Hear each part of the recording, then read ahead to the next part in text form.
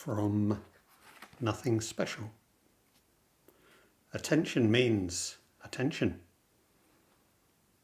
There's an old Zen story. A student said to Master Ichu, "Please write for me something of great wisdom."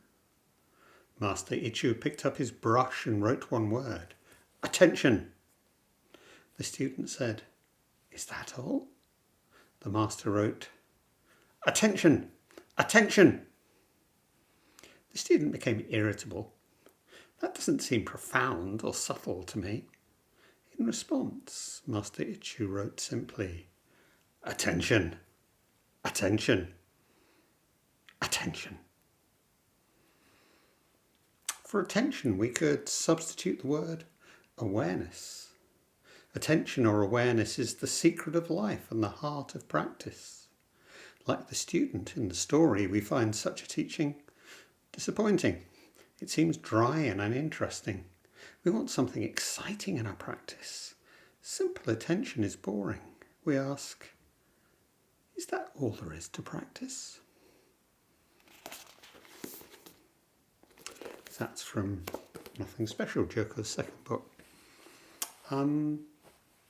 I suppose this talk is by way of a kind of properly Zen answer to that, which is yes and no, and it sort of depends.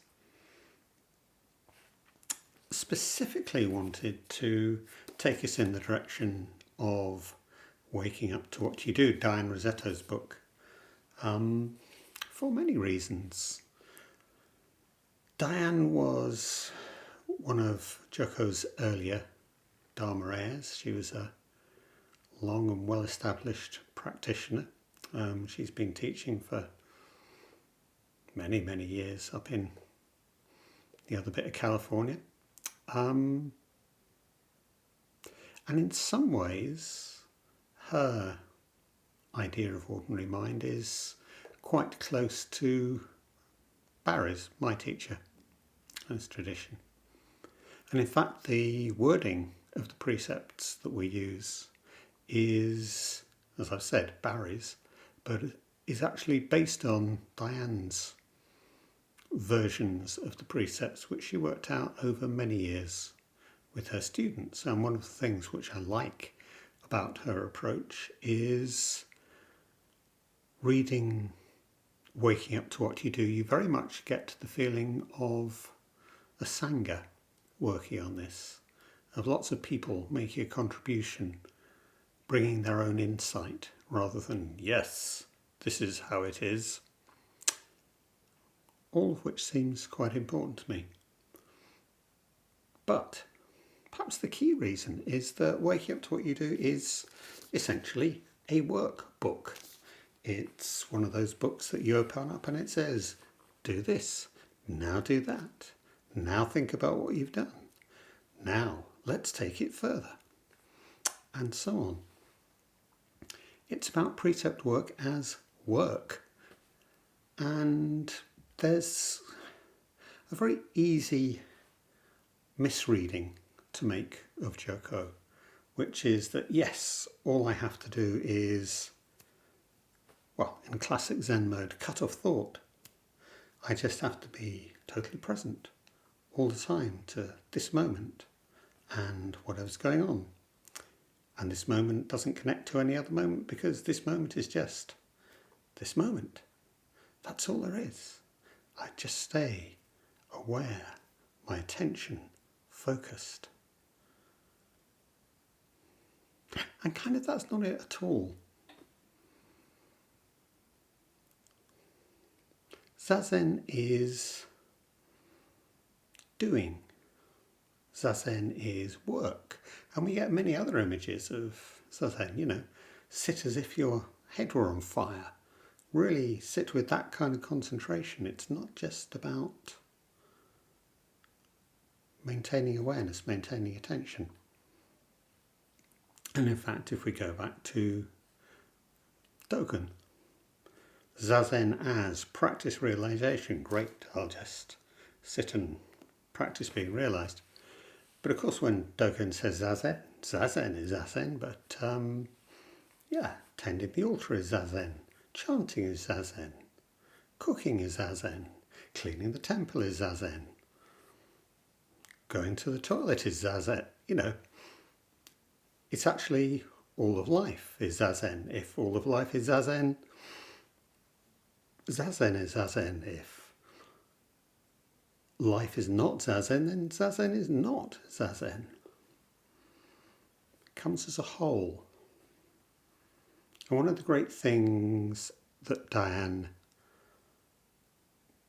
gives us practical invitations towards in her book is the connection between practice on the cushion and practice off the cushion. It's all about taking it out into life. I've got a few bits to read. Where shall we begin?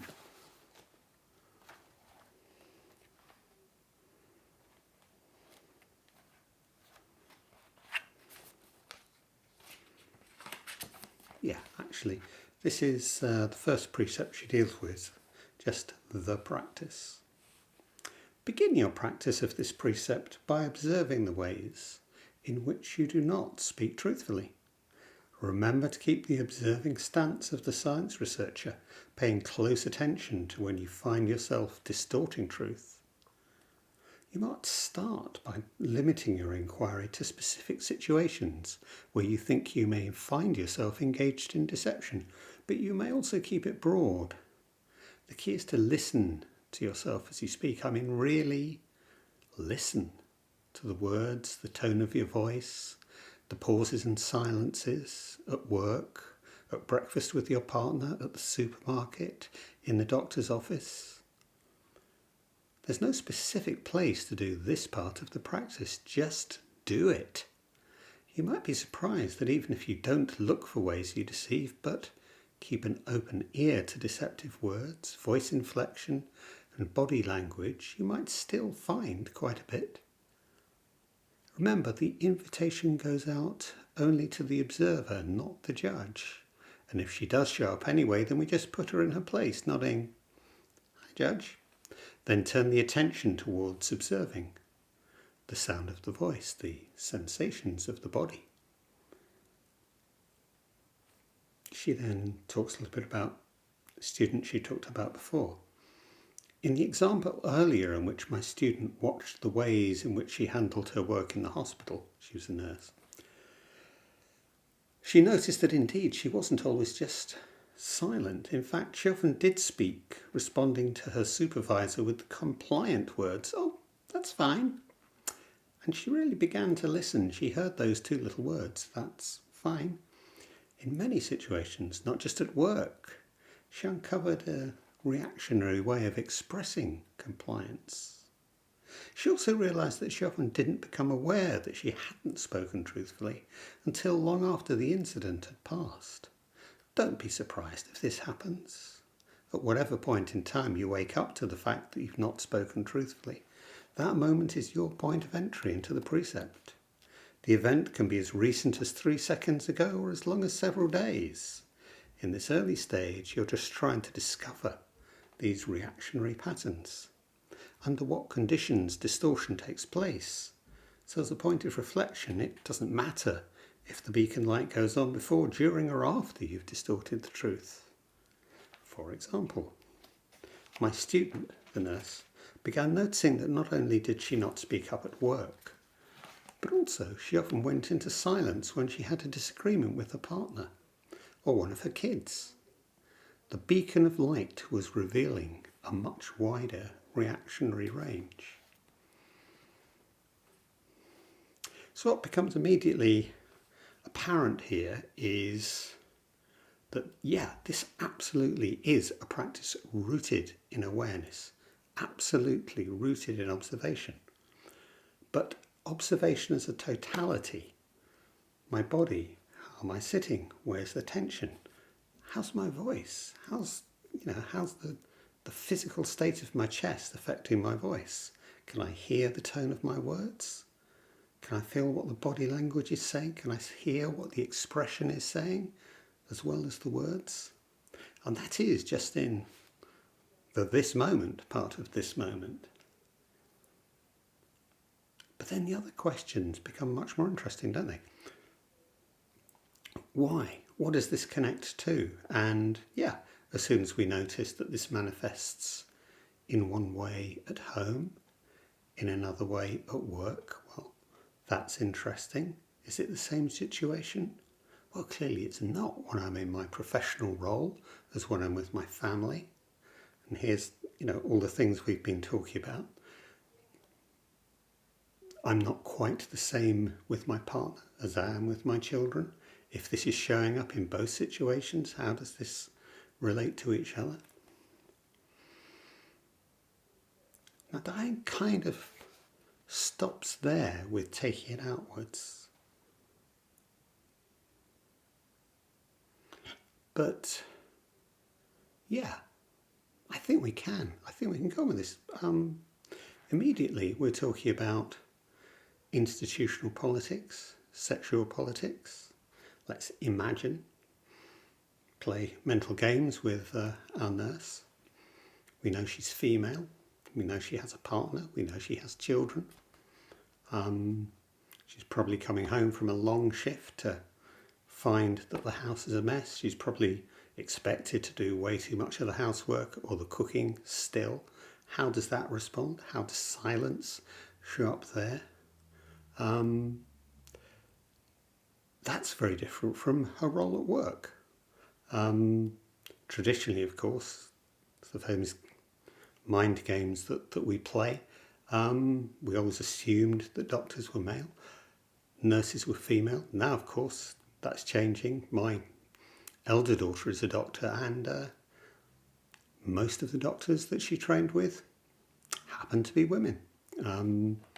But still, there are still gendered assumptions, and in a sense of the positions of power, well, doctors are always considered to be in power in relation to nurses. Interestingly, my younger daughter is the kind of nurse whose job it is to go and bawl out a consultant when they've not considered the needs of somebody with learning disabilities. But that's an exception to what is a general rule. It immediately starts to get very complex and very interesting, because these things don't simply just show up as this. But this only makes sense if we start and we always bring it back to the body. This body with its tensions, with its emotions, with its feelings, with its own personal history. Let's take another little bit. But I think what I'm trying to flag up is that Diane's very much wanting to root this absolutely concretely in this body as it is, and the experience of this moment as it is. But this body is as it is, this moment is as it is, because of the whole history of what's gone before, because of the state of society in which I am, a mother, a co-worker, whatever. And of course, that has implications about our actions, about what's appropriate action, and the consequences of those actions. This moment, yes, but this moment in its connection to all other moments. Read you another one of the little stories, avoiding ourselves.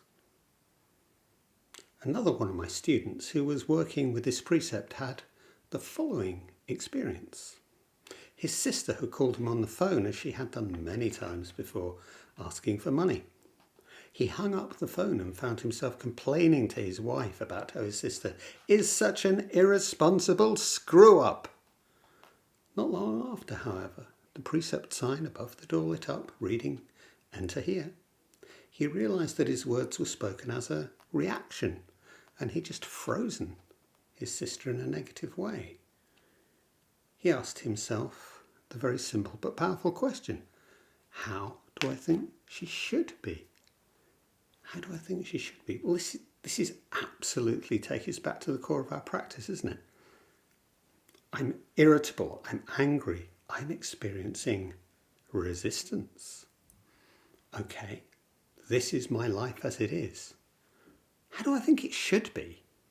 What's that gap? What's that gap between how I think it should be and my experience of this life as it is? That gap is my resistance. That gap is my experience of the absolute. The eye of the storm, as Joko calls it. Diane has her own phrase for this, the dead spot. And if we think about the dead spot as the eye of the storm, that's maybe quite useful. Continue. How do I think it should be? And answering honestly, that is how he was really thinking, he responded, she shouldn't ask me for money. Then he asked the second part of the question, how is she? Yeah, actually there's two of us here, aren't there? It's not just about me, it's about us. How is she? There could only be one truthful answer, one that simply states the situation as it is. She's asking me for money. How do I think it should be? How is it? These are clear beacons of light that will always keep us on course. The should-bes of our thinking are our requirements. He then turns his attention towards his body, comes back to the physical experience, noticing that his breathing was short and that his jaw was clenched. Another signal that he was in reactionary mode. Again, he asked himself, how do I think she should be? His answer revealed a deeper level of the requirement. She should always take care of herself and be self-sufficient. After identifying the requirement behind his reaction to his sister, my student continued his practice by exploring the ways he might have similar requirements for other people. He watched and he listened. And again, notice that this is an experience, this is a practice taking place over time. It's not just, oh yeah, bang, got that. This unfolds over time. Because why? Because we process slowly. Because our emotional reactions, our physical reactions evolve over time. Other things feed in. We notice.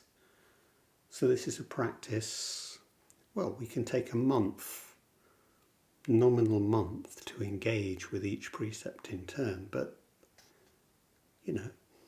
it's a lifetime practice, 5 years, 10 years.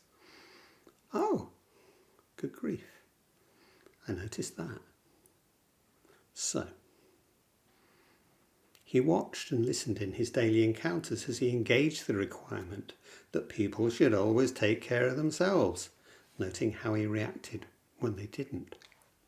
Whenever the situation came up, he'd return his attention towards his body and the thoughts that arose. After working this way for several months, he found that often, when he was viewing others from the perspective of faults, underlying that reaction was the belief that people should be perfect. Once more, he found that he often included himself in that judgment. So, when he needed to ask for help, he noticed that he often felt uncomfortable.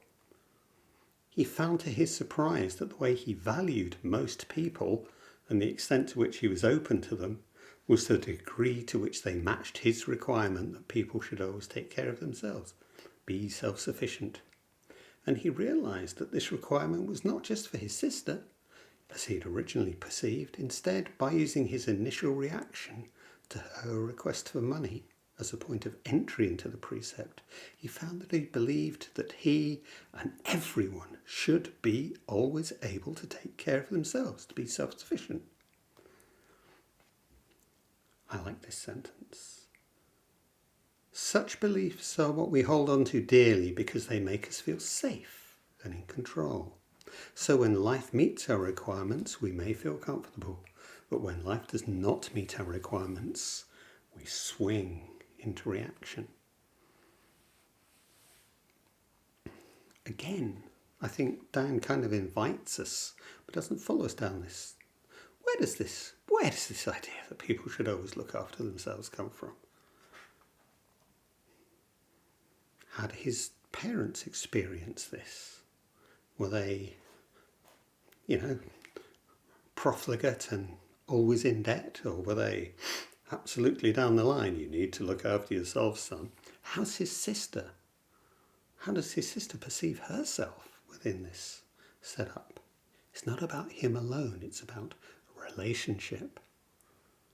And then let's take it out wider. Where does this idea come from? Well, it's one corner of the American dream, isn't it? We all have to be self-sufficient. It's competition of all against all.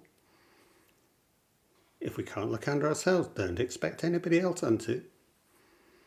We can say it's the American dream. We can take it back to Hobbes and Leviathan. We can take it all over the place. But it's not his idea. It's not something he's come up with. It runs through our society. It influences all of our actions. It shows up as him, and it shows up in his irritation with his sister, who's failing because she can't look after herself, and that makes me angry. Why?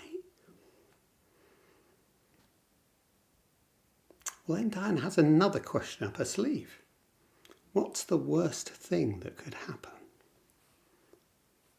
Then my student took another turn in the spiral of inquiry by asking the question, what's the worst thing that could happen if she didn't take care of herself? Asking this question is a useful tool as part of any inquiry.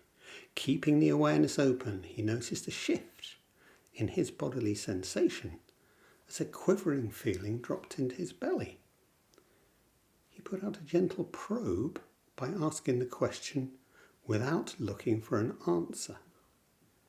He just rested in the openness of the quivering in his belly. Then out of his experience bubbled up the word sad.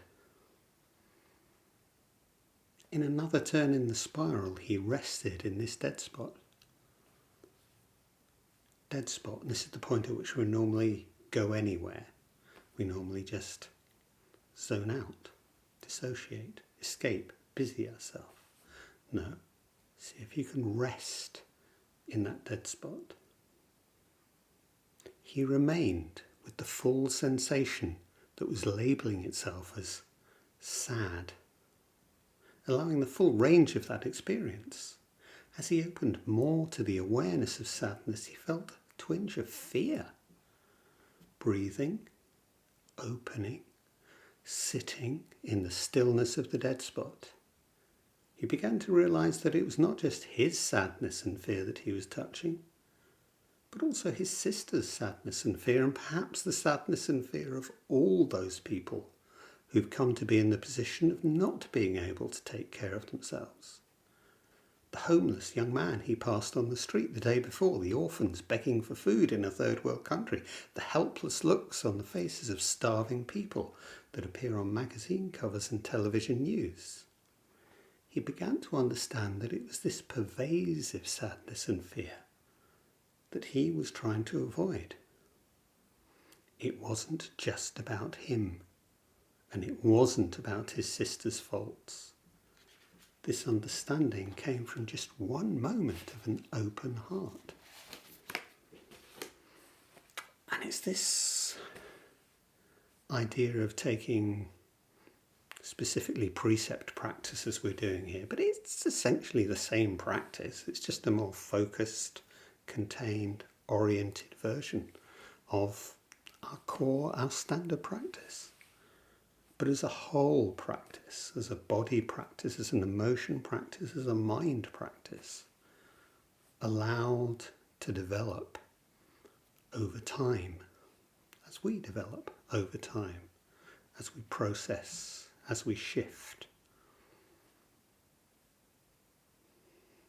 And it's absolutely what links the most mundane and the most profound experiences of our life with this continued thread of coming back to the cushion and back to the cushion and back to the cushion, because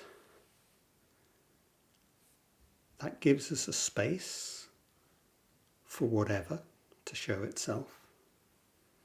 And the relationship between this open space of whatever needs to show itself and the immediacy of here I am in this relationship, here I am in this situation, and the awareness, the attention that we bring to both and the relationship between that on the cushion, off the cushion. A whole practice, a whole life practice, extending across the range of our experience, extending through time. That's what's so important. And that's the aspect of Joko's teaching which Diane really takes up and makes very clear and explicit in a very focused example of the precepts.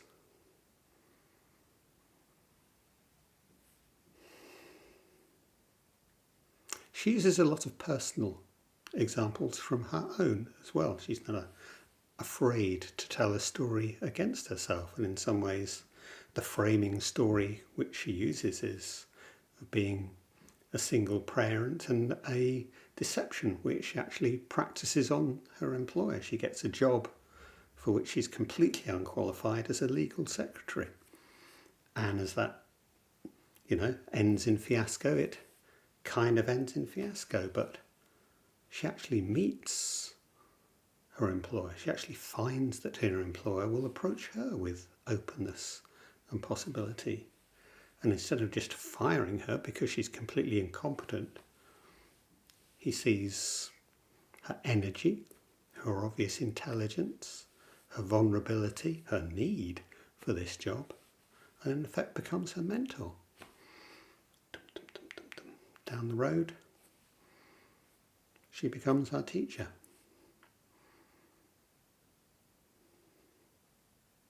This isn't abstract. This isn't in the head. This certainly isn't about deciding the right thing and the wrong thing. This is a process of investigation, of awareness, attention leading to action of some kind, of many kinds, of infinite kinds. It's not just, don't just do something, sit there. It's the whole.